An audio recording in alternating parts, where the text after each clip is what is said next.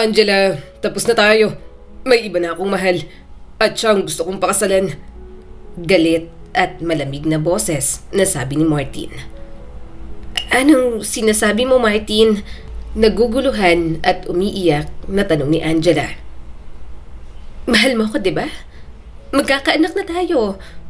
Bakit iiwan mo ko ngayon? Anak? Yung batang yan. Baka hindi ko anak yan. Mapanlait at malakas ang boses na sabi ni Martin. Sino ba talagang tatay niyan?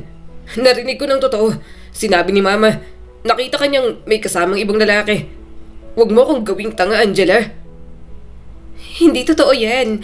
Martin, kilala mo ko. Mahal na mahal kita. Subalit, dinuro siya nito. Umalis ka. Umalis ka sa bahay ko at bumalik ka dun sa dorm mo. Hindi kita kayang pakasalan. Ayoko may babaeng manluloko sa buhay ko. Sigaw pa nito. Parang gumuho ang mundo ni Angela sa mga sandaling yon. Ang lalaking dati malambing at mapagmahal, ngayon ay tila isang estrangherong puno ng galit at puot. Ang mga salitang mahal kita ay napalitan ng lumayas ka. Hawak ang maliit na bag, naglakad si Angela pababa ng hagdan. Tila hinahabol ng bawat pag-iyak ng sariling puso.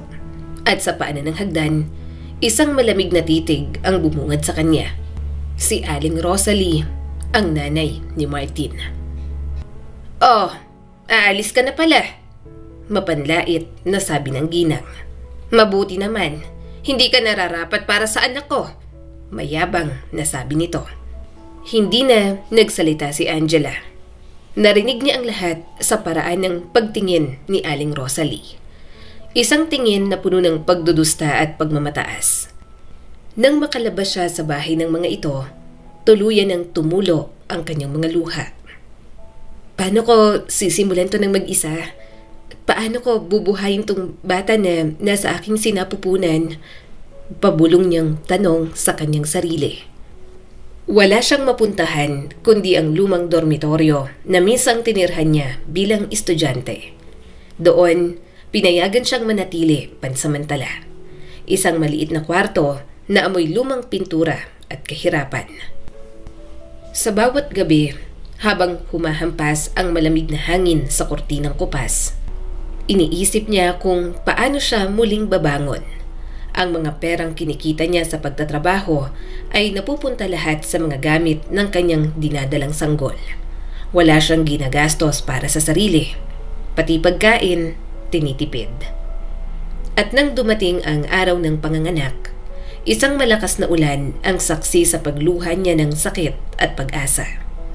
Isinilang niya ang isang sanggol na lalaki na pinangalanan niyang Sam, ang tanging dahilan ng kanyang pagbangon. Sam, anak, kahit wala tayong kasama, pangako ni Mama, hindi kita pababayaan. Ikaw ang buhay ko ngayon. Malambing na sabi ni Angela habang marahang hinahaplos ang sanggol. Ngunit hindi rin nagtagal, dumating ang araw na kinatatakutan ni Angela. Angela, pasensya ka na. Kailangan mo nang lumipat. May bagong estudyanteng darating. At alam mo naman ang patakaran ng dorm, walang pwedeng manatiling may kasamang bata. Mahinahon, ngunit may otoridad na sabi ng admin doon. Wala pa po akong mauuwian. Saan po ako pupunta? Umiiyak at halos pabulong na tanong ni Angela. Walang sagot, tanging katahimikan at mahinang tunog ng ulan ang umalingaw-ngaw. Hawak ang sanggol, lumabas si Angela ng dormitoryo. Walang direksyon, walang bahay, walang asawa. Ngunit may isang dahilan para mabuhay. Sa bawat gabi ng paghihirap, may umagang dumarating na may kasamang pag-asa. At para kay Angela, ang pag-asang yon ay dumating sa pinaka-inakala niyang sandali ng kawalan. Pagkatapos siyang paalisin sa dormitoryo, nagsimula si Angela sa walang tigil na paghahanap ng trabaho. Wala siyang ibang iniisip kundi ang kaligtasan at kinabukasan ng kanyang anak na si Sam. Nagbasa siya ng mga anunsyo, nagtanong sa kapitbahay, at halos sumuko na. hanggang sa may isang patalastas na nakatawag sa kanyang pansin. Kailangan ng nurse o tagapag-alaga para sa matandang lalaki. May kasamang tirahan. Mahina niyang basa sa dyaryo. Pwede akong tanggapin dito. Kahit maliit ang sweldo, basta may matutuluyan kami ng anak ko. Hindi na siya nagdalawang isip. Bit-bit ang anak at ilang gamit. Agad siyang nagpunta sa ibinigay na address. Isang lumang apartment sa isang tahimik na kanto ng Maynila. Ikaw ba si Angela?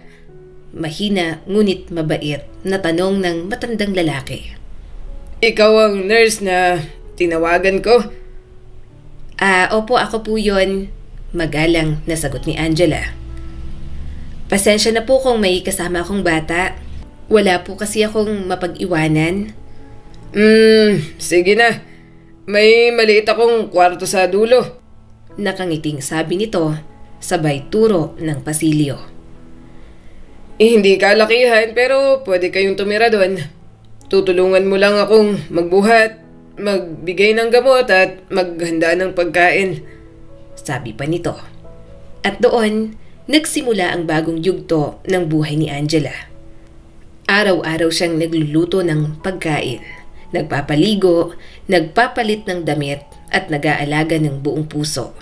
Kasabay nito, inaalagaan niya rin ang anak na si Sam, na madalas ay naglalaro sa tabi habang siya ay nagtatrabaho. "Oh Sam, huwag kang lalapit sa gamot ni Lolo ha.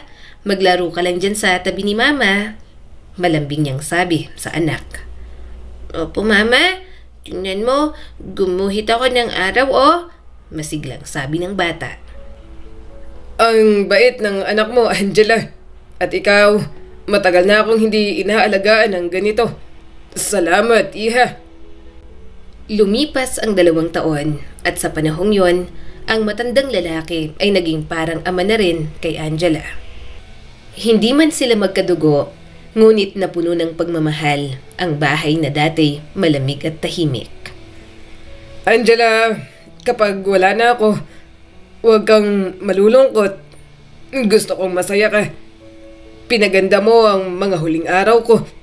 Sabi ng matandang lalaki. "Huwag po kayong magsalita ng ganyan. Mabubuhay pa po kayo ng matagal." Lumuluhang sabi ni Angela. Ngunit ilang linggo lang ang lumipas, pumanaw ang mabuting matanda. Hindi na ito nagising mula sa mahimbing na pagkakatulog. Si Angela mismo ang nag-asikaso ng libing. At mabuti na lang, may naiwan itong ipon para sa kanyang huling hantungan. 10 araw matapos ang libing, nagsimulang mag-impake si Angela. Inaasahan niyang darating ang mga kamag-anak ng matanda at mapapaalis din sila ni Sam. Ngunit isang umaga, tumunog ang doorbell. "Magandang umaga po. Kayo po ba ang pamilya ni Lolo?" Tanong ni Angela sa dumating na bisita. "Hindi, Iha. Tawagin mo na lang akong Aling Wilma, kaibigan ng namayapa mong amo. Nais ko lang iparating ang magandang balita. Ikaw raw ang iniwang tagapagmana sa apartment na ito." Nakangiting sabi ng matandang babae. Ako po?" Napaatras at halos hindi makapaniwala si Angela. Hindi po, pero bakit ako?" "Totoo yun. Mga 6 na buwan matapos kang manirahan dito, nagpunta siya sa abogado at isinulat ang kanyang huling habilin. Sinabi niyang ikaw lang ang naging pamilya niya sa mga huling taon." Nakangiting sabi pa ni Aling Wilma. "Diyos ko, salamat po. Hindi ko po ito inaasahan." Lumuluhang sabi ni Angela. "Hindi ko po siya inalagaan para sa gantimpala. Pero salamat po. Salamat po talaga." Mula noon, naging opisyal na kay Angela ang apartment. Si Sam naman ay nagsimula ng pumasok sa kindergarten. At unti-unti, gumanda na ang takbo ng kanilang buhay. Sa wakas, natanggap si Angela bilang mananahi sa isang pabrika. Matapos ang 1 buwang pagsubok, pinuri siya ng kanilang tagapamahala bilang masipag at maasahan. Salamat po sir. Pangako, pagbubutihan ko pa po. Masiglang sabi ni Angela. At sa unang pagkakataon, matapos ang mahabang panahon, naramdaman ni Angela na muli siyang huminga ng maluwag. Hindi man marangya, ngunit sa wakas, malaya na siya at kayang buhayin ang anak sa sariling lakas. Isang gabi, habang mahimbing nang natutulog si Sam, biglang napabalikwas si Angela mula sa kama. Isang matinding kirot sa tiyan ang gumising sa kanya, parang tinutusok ng libo-libong karayo. Diyos ko, ang sakit. Parang hindi ko kayang tumayo. Humihingal at nahihirapang sabi ni Angela. Nanginginig ang kanyang mga kamay habang kinuha ang cellphone at tinawagan ang ambulansya. Hello, please. Kailangan ko ng tulong. Ako po si Angela, Building 42, Unit 3B. Masakit mo ang tiyan ko, baka appendix na to. Mahina at nanginginig ang boses na sabi niya sa kausap. Alam niyang hindi siya maaaring bumagsak. May anak siyang kailangang bantayan, kaya kahit halos mawala ng ulirat, pinilit niyang bumangon at kumatok sa mga pintuan ng kapitbahay. Aling Wilma, tulungan mo ako, please. Nakikiusap na sabi ni Angela. Ngunit wala ang matanda. Umalis siya kaninang umaga. Isa-isa niyang kinatok ang mga pinto, ngunit wala ni isa ang sumagot. Hanggang sa umakyat siya sa susunod na palapag at kumatok sa pamilyar na pintuan. Angela, anong nangyayari sa'yo? Ang putla mo. Nagulat na sabi ni Dante. Dante, tulungan mo ako. Masakit ang tiyan ko, baka appendicitis. May anak ako sa kwarto. Si Sam, tulog pa siya. Pakibantay mo muna siya kapag dinala ko ng ambulansya. Pakiusap. Hindi na alam ni Dante kung ano ang gagawin. Pero nang makita ang mukha ni Angela, ang pawis at takot sa kanyang mga mata, agad siyang sumunod. Heto, dito siya natutulog. Ito yung number ko sa cellphone. Dante, sabihin mo sa kanya, sandali lang ang mama niya. Ilang sandali pa, dumating ang paramedic. Ma'am, kami na po ang rescue sa tawag niyo kanina. Dadalhin na po namin kayo sa ospital. Imporma nito kay Angela. Sige, please, huwag niyong pabayaan ang anak ko. Dante, salamat. Nanginginig na sabi ni Angela at halos mahimatay na. At sa loob ng ilang minuto, nakaalis na ang ambulansya sa harap ng building. Habang naiwan si Dante, isang lalaking halos hindi kilala ni Angela. Ngunit ngayon pinagkakatiwalaan niya na bantayan ang pinakamahalagang tao sa buhay niya. Hindi alam ni Dante kung ano ang gagawin. Napatingin siya sa paligid, mga laruan, maliit na mesa, mga larawan ng mag-ina. Tahimik, payapa, ngunit puno ng kwento ang bawat sulok. Grabe, iniwan ako ng babae at anak ko nun. Pero itong Angela, nag-iiwan ng anak sa isang halos hindi niya kilala. Ganito kalaki ang tiwala niya. Mahinang bulong ni Dante sa sarili. Matapos tingnan ang batang si Sam sa silid, tumabi si Dante sa sofa at hindi na malayan na nakatulog na pala siya. Kuya? Kuya, gising ka na? Sino ka? Nasaan si Mama? Tanong ni Sam habang nakatitig sa mukha ni Dante.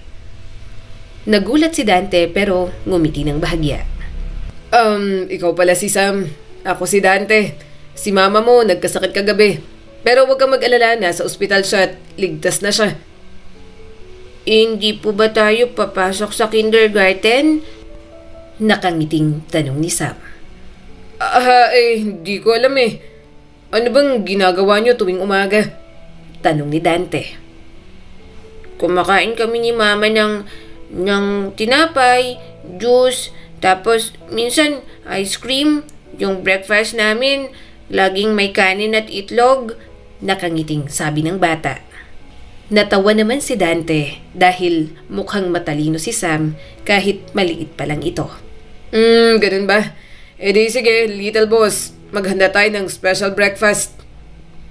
Habang pinagmamasdan ni Dante ang batang si Sam, hindi niya maiwasang mapangiti. Sa inosente nitong mga mata, may nakita siyang liwanag na matagal niya nang hindi naramdaman. Paano kung ako na lang muna ang magbantay sa kanya? Total, tinawagan ko ng opisina. Isang araw lang naman siguro. Mahinang bulong ni Dante sa sarili. At sa araw na yon, nagsimula ang isang hindi inaasahang koneksyon. Isang lalaking walang pamilya at isang batang naghahanap ng ama. Nang araw ding yon, tumawag si Dante sa ospital upang alamin kung kumusta na si Angela. Hello, magandang umaga po. Pwede ko po bang malaman kung kumusta si Angela Cruz? Kagabi po siya dinala ng ambulansya sa ospital. Mahinahong tanong ni Dante. Opo, naoperahan po siya kagabi. Appendicitis. Pero maayos na po ang lagay niya ngayon. Nasa ward na at nagpapahinga. Sagot naman ng nurse mula sa kabilang linya. Nakahinga ng maluwag si Dante. Agad niyang dinala si Sam sa ospital para personal na makita ang nanay nito. Dante, salamat at dinala mo si Sam. Pasensya ka na. Naguluhan lang talaga ako kagabi. Wala si Aling Wilma at wala akong ibang matakbuhan. Ngumiti naman si Dante. Walang anuman, Angela. Ako pa yung nagulat kagabi. Isipin mo, mahimbing ako natutulog. Biglang may kumakatok. At yun pala, may babaeng hihilahin ako palabas ng pinto. Pasensya ka na talaga. Kung hindi mo binuksan ang pinto, ewan ko na lang kung anong nangyari sa akin. Nahihiya pero nakangiting sabi ni Angela. At doon, nagsimula ang magaan na tawanan sa pagitan nila. Parang matagal na silang magkaibigan. Ang dating kaba ni Angela ay napalitan ng ngiti at ang bigat ng gabi ay unti-unting gumaan. Pagkatapos ng halos kalahating oras na kwentuhan, nagpaalam na si Dante at Sam. Dante, salamat talaga. Nasa ikalawang gusali lang ang kindergarten ni Sam at si Aling Wilma sa katabing apartment ko nakatira. Kapag may kailangan kayo, siyang maasahan. Sige, noted yan. At huwag kang mag-alala. Alagaan ko muna si Sam habang nagpapahinga ka. Nakangiting sabi ni Dante. Kinagabihan, naglaro si Dante at Sam ng mga laruan nito. Nagkarera sila ng mga kotse sa sahig, kumain ng hapunan at nang matapos, binigyan niya ang bata ng mainit na gatas at binasahan ng kwento. Tito Dante, babalik na si Mama bukas? Nakapikit at inaantok na tanong ni Sam. Oo anak, makikita mo na siya ulit. Matulog ka na muna Mahinahon niyang sabi sa bata. Matapos patulugin si Sam, pumunta si Dante sa kusina para uminom ng kape. At doon niya naalala, naka-silent pa pala ang kanyang cellphone mula pa kagabi. Pagtingin niya sa screen, marami ng missed calls at messages mula sa kanyang fiancé na si Roxy. Ay nako, nakalimutan ko pa pala yung premiere ng pelikula namin kagabi. Napakamot sa ulo si Dante. Dante, nasan ka ba kagabi? Galit na tanong ni Roxy. Tinawagan kita ng paulit-ulit. Huwag mong sabihin may kasama kang babae. Roxy, please, makinig ka muna. May kapitbahay akong babae, nagkasakit, dinala sa ospital. Iniwan niya sa akin ang anak niya. Kaya hindi ako nakasagot. Pasensya na. Malumanay na paliwanag ni Dante. Ngunit naging hysterical si Roxy sa halip na maintindihan ang kanyang mga sinabi. Hindi ako tanga, Dante. Lagi kang may dahilan. Ayoko na. Nagsasawa na ako sa mga paliwanag mo. Pagkatapos ng tawag na yon, matagal nang napatulala si Dante. Naisip niya kung gaano siya nagkasala sa girlfriend. Pero sa puso niya, alam niyang ginawa lang niya kung ano ang tama. Kinabukasan, halos mahuli sa oras sina Dante at Sam papunta sa kindergarten. Pagdating nila ron, ikinagulat ng guro na siya mismo ang naghatid sa bata. Sir Dante, kayo pala. Hindi ko inakalang kayo maghahatid kay Sam ngayon, nakangiting sabi ng teacher. Temporary lang po. Yung nanay ng bata ay nagpapahinga pa sa ospital. Pagkatapos niyang ihatid si Sam, agad siyang nagmadaling pumasok sa trabaho. At pagdating ng hapon, siya pa rin ang sumundo sa bata. Ginawa yun ni Dante sa loob ng ilang araw. Sa mga araw na lumipas, ang maliit na pagkakaugnay ni Angela, Sam at Dante ay unti-unting nagiging isang tahimik na pamilya. Isang samahang walang plano, ngunit puno ng kabutihan at malasakit. Isang gabi, habang pauwi si Dante kasama si Sam mula sa kindergarten, napansin niyang maliwanag na muli ang bintana ni Aling Wilma. Ibig sabihin, nakabalik na ito mula sa bakasyon. Ayan, bumalik na si Aling Wilma. Siguro dapat kong ibalik sa kanya ang pangangalaga kay Sam. Pero, bakit parang ayaw ko? Bulong ni Dante sa sarili. Ilang segundo siyang nakatitig sa pinto ni Aling Wilma. Ngunit imbes na pindutin ang doorbell, laking gulat niya sa sariling mga paa. Diretso siyang naglakad patungo sa apartment ni Angela. Dante, akala ko sa itaas ka pumunta. Bumalik na raw si Aling Wilma. Masiglang sabi ni Angela. Hindi ko alam. Nahihiyang palusot ni Dante. Naisip ko lang na daanan ka muna. Si Sam gusto ko lang ihatid ng maayos. Isang linggo na ang lumipas mula nang magkasakit si Angela. At sa loob ng panahong yon, hindi tumawag si Roxy, ang kasintahan ni Dante. At sa tuwing siya ang tatawag, agad nitong ibinababa ang linya. Kaya tumigil na rin siya, lalo't halos lahat ng libreng oras niya ay napupunta na kay Sam. Lumipas ang mga araw hanggang sa sumapit ang Sabado ng umaga. Habang mahimbing pa ang tulog ni na Dante at Sam, biglang tumunog ang doorbell. Pumasok si Angela sa pinto. Dante, akala ko wala ka. Diba sinabi ko naman sa'yo na dumating na si Aling Wilma, kaya akala ko doon na natulog si Sam sa kanila. Yun na nga Angela, pero hindi ko pa kasi siya nakikita. Hinihintay ko ngang lumabas. Pero maayos naman kami nitong si Sam. Ang bait ng anak mo. Parang hindi bata kung umasta. Nag-aalangang sabi ni Dante at napakamot na lang sa batok. Salamat Dante. Halika, dito ka muna. Magpapakulo lang ako ng mainit na tubig para makapagmerienda tayo. Nakangiting sabi ni Angela. Ngumiti siya habang pinapanood si Douglas na tila sanay ng kumilos sa loob ng kanyang kusina. Kumukuha ng tasa, nag-aayos ng plato, parang isang taong matagal ng bahagi ng tahanang yon. Pasensya na Angela. Parang nasanay na kasi ako rito. Halos bahay ko na rin to. Nag-aalangang sabi ni Dante nang mapansin na nakatingin sa kanya si Angela. Okay lang Dante, kung tutuusin, malaki ang utang ko sa'yo. Kung hindi mo kami tinulungan ni Sam noon, ewan ko na lang. Sa mga sandaling yon, ramdam nilang pareho na tila wala silang ibang kasama sa mundo. Habang palabas si Angela para ihatid si Dante, bumukas ang pinto ng apartment at doon sa mismong hagdanan, tumambad si Roxy. Dante? Ikaw galing ka rito? Hindi makapaniwalang tanong ni Roxy. Hindi pa man nakakasagot si Dante, isang malakas na sampal na ang umalingongaw sa hangin. Galit na galit si Roxy. Hindi ko akalaing totoo nga. Sabi ko na nga ba, may babae ka? At ito pala yun, ang kapitbahay mong may anak. Halos hindi makakibo si Dante, habang si Angela naman ay nanigas sa kinatatayuan. Hindi alam kung hihingi ng paumanhin o tatakbo papalayo. Roxy, sandali. Hindi mo naiintindihan. Agad nasabi ni Dante at gusto pang magpaliwanag. Wala itong ibig sabihin. Si Angela, tinulungan ko lang nung nagkasakit siya. Tinulungan? Sigaw ni Roxy at punong-puno ng galit ang mga mata. Nakatira ka na ba rito ngayon? Tingnan mong sarili mo. Nakapambahay ka pa. Umalis si Roxy nang hindi man lang lumilingon.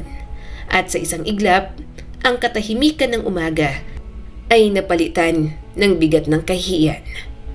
Angela, pasensya ka na. Napayoko si Dante. Hindi ko ginusto na madamay ka sa gulo namin. Fiancé ko si Roxy. Dapat ikakasal na kami pero mukhang wala na yon. Dante, hindi mo kailangan magpaliwanag sa akin.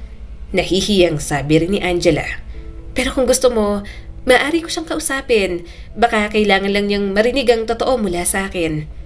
Ngumiti si Angela. Isang ngiti na may malasakit.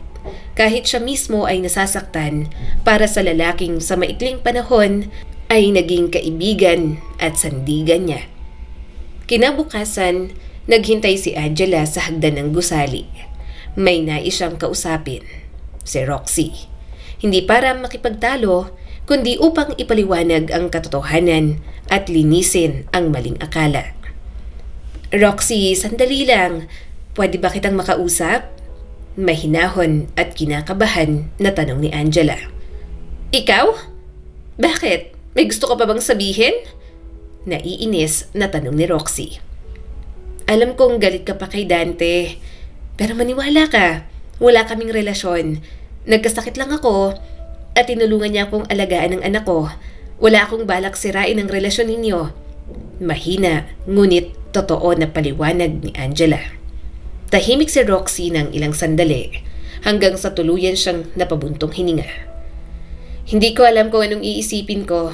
Gabi-gabi, naiisip kong niloloko niya ako. Pero sa totoo lang, pagod na ako magduda. Ayokong mabuhay sa selos. Dumating na rin ako sa part na gusto ko nang tapusin ang lahat. Napabuntong hininga si Roxy bago ituloy ang sasabihin. Pero sige, dahil pinaliwanag mo naman sa akin kung anong nangyari, bibigyan ko ulit ng pagkakataon si Dante. Nahihirapan man, nakangiting nagpaalam si Angela. Nagpasalamat din siya dahil sa wakas ay naunawaan ni Roxy ang gusto niyang sabihin. Makalipas ang isang araw, magkasamang nagpunta si Roxy at Dante sa bahay ni Angela upang ayusin ang lahat. Angela, salamat ha. Pasensya na sa nangyari ng araw na yon. Alam kong hindi mo naman kasalanan at gusto kong imbitahan ka sa kasal namin, nakangiting sabi ni Roxy. Sa kasal nyo? Salamat Roxy, pero hindi na muna siguro. Kagagaling ko lang sa operasyon at kailangan ko pang magpahinga. Mahinahong sabi ni Angela. Ngumiti si Roxy, ngunit sa mga mata ni Dante, may ibang kwento. Isang lungkot na hindi maitago sa ngiti. Lumipas ang ilang araw, hindi na muling nakita ni Angela si Dante. Hanggang isang gabi, biglang tumunog ang doorbell. Sa puso niya, tila may kumalabog. Parang kaba na may halong pag-asa. Aling Rosalie? Gulat na tanong ni Angela. Angela! Mapagmataas pa rin na sabi ng nanay ni Martin. Anong ginagawa mo rito? Ito ang bahay ng tatay ko. Nasaan siya? Naniga si Angela. Hindi niya inaasahan na makikita muli ang nanay ng dati niyang kasintahan. Ang babaeng minsan ay tumingin sa kanya na may pagdusta at galit. Aling Rosalie, pumanaw na po ang ama ninyo 2 taon nang nakalipas. Ako po ang nag-alaga sa kanya hanggang sa huli. Nang marinig yon, lalo pang nagtaas ng boses ang ginang. Ano? At bakit ikaw ang nandito ngayon? Sigaw nito. Siguro, ikaw ang dahilan kung bakit hindi kami nasabihan. Dumating naman si Aling Wilma. Hoy, Rosalie! Kung hindi mo lang alam, matagal nang patay ang tatay mo. At mabuti pa nga si Angela ang nag-alaga sa kanya. Hindi tulad mo, walang pakialam. At kung gusto mong malaman, ang bahay na to ay iniwan ng ama mo kay Angela. Namula sa galit si Aling Rosalie. Hindi dahil sa pagkawala ng ama, kundi dahil sa pagkawala ng mana. Hindi ko to palalampasin! Sigaw nito at namumula sa galit. Isa kang manloloko, Angela! Aagawin mo pati ang bahay ng pamilya ko? Aling Rosalie, hindi ko po ito hiningi. Ginawa lang ng ama ninyo kung ano ang gusto niya. Napayukong sabi ni Angela at mahinahon pa rin. Pagkaalis ng ginang, muling naramdaman ni Angela ang pakiramdam ng dati.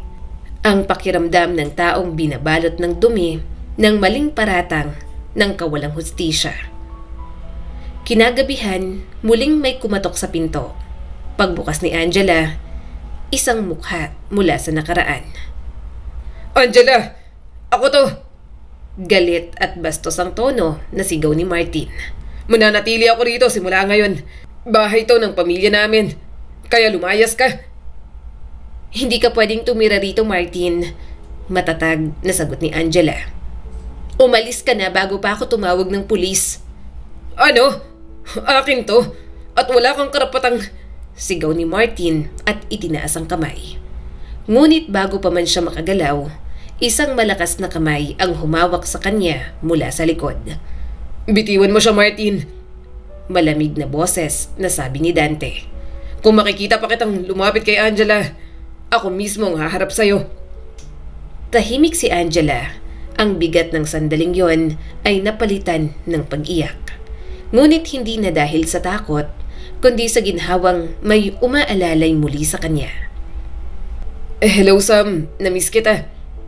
Lumapit si Dante at binuhat si Sam. Totoo po ba? Ikaw ang daddy ko? Nakangiting tanong ng bata. Oo, anak. Totoo. Sinusubukan ko lang kung makikilala mo ako. Nakangiting sabi ni Dante at may luha sa mga mata. Sabi ko na nga ba, ikaw ang daddy ko? Sabi ko kay mama, hahanapin mo kami. Umiiyak at tumatawang sabi ng bata. Sa isang iglap, nang magyakap silang tatlo, nawala ang lahat ng paitatakot. Dante, paano si Roxy? Naguguluhang tanong ni Angela. Makakahanap siya ng ibang mamahalin pero ako, ang gusto kong makasama, ikaw at si Sam. Angela, pakakasalan mo ba ako? Dante, oo naman. Oo, pakakasalan kita. Tumatango at umiiyak sa tuwa na sagot ni Angela. At sa yakap ni Douglas at Angela, sa gitna ng tahanang minsan ay puno ng kalungkutan, muling sumiklab ang pag-ibig. Ang pag-ibig na itinadhana at hinubog ng kabutihan at sakripisyo. Pagkaraan ng ilang buwan mula ng pangyayaring yon, nagsimula ang unti-unting pagbagsak ng buhay ni Martin at nanay niyang si Rosalie. Ang negosyong iniwan ng ama ni Rosalie ay tuluyang nalugi. At dahil sa mga kasong isinampa ng mga niloko nilang tao, unti-unti silang naubos, pati mga ari-arian na wala sa kanila. Martin, paano na tayo? Wala na tayong bahay, anak. Wala na ang lahat, sabi ni Rosalie at humihikbi na. Kung hindi ka lang sana nakialam dati, Nay. Kung hindi mo sana pinilit na hiwalayan ko si Angela, baka iba ang buhay natin ngayon. Malamig na sabi ni Martin. Ako pa rin ang sinisisi mo ngayon. Ginawa ko lang ang tama. Ayokong mag-asawa ka ng babaeng walang ambisyon. Galit na sabi ni Rosalie. Ngunit sa mga salitang yon, tumahimik si Martin.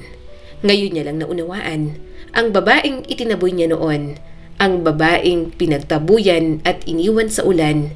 Siya pala ang tunay na kayamanan na hindi niya pinahalagahan. Lumipas ang ilang buwan, nagkaroon ng karamdaman si Rosalie. Natagpuan siyang may sakit at nag-iisa sa isang maliit na ward sa isang ospital. Ang mga dating kaibigang sosyal, isa-isang naglaho at sa kanyang huling gabi, tanging mga alaala ng kanyang mga pagkakamali ang nagbigay sa kanya ng tahimik na pag-iyak. Anak, Martin, sana napatawad tayo ng Diyos. Kung maibabalik ko lang ang panahon, aalagaan ko sana si Angela tulad ng tunay kong anak. Ngunit ang oras ay hindi na maibabalik. At sa huling sandali, ang tanging naiwan kay Rosalie ay ang panghihinayang na huli na ang lahat. Si Angela sa kabilang dako ay tahimik na nagdarasal isang umaga. Nagpapasalamat siya sa Diyos sa lahat ng biyayang ipinagkaloob sa kanya, ang kanyang anak at asawang si Dante. Ang kwentong ito ay nagpapaalala sa atin na sa huli, lahat tayo ay babalik sa kung ano ang itinanim natin. Kaya sana, kapag nakasakit ka, matuto ka ring humingi ng tawad. At kapag nasaktan ka, matuto ka ring magpatawad. Dahil tulad ni na Martin at Rosalie, ang kayabangan at kasakiman ay pansamantala. Ngunit ang kabutihan at pagpapatawad, yun ang tunay na pamana na walang hanggan. Sa dulo ng lahat, ang kabutihan ay laging nagbabalik at ang mga pusong minsang matigas kapag nakaranas ng pagkatalo, doon lang natututong umiyak at sa huli, magpakumbaba. Isang paalala, walang sino man ang tunay na nagtatagumpay sa kasinungalingan dahil sa bandang huli, ang kabutihan pa rin ang magwawagi. Muli, ako po si Skylar Guro at sana'y may bago na naman kayong natutunan sa kwento natin ngayon. Maraming salamat po.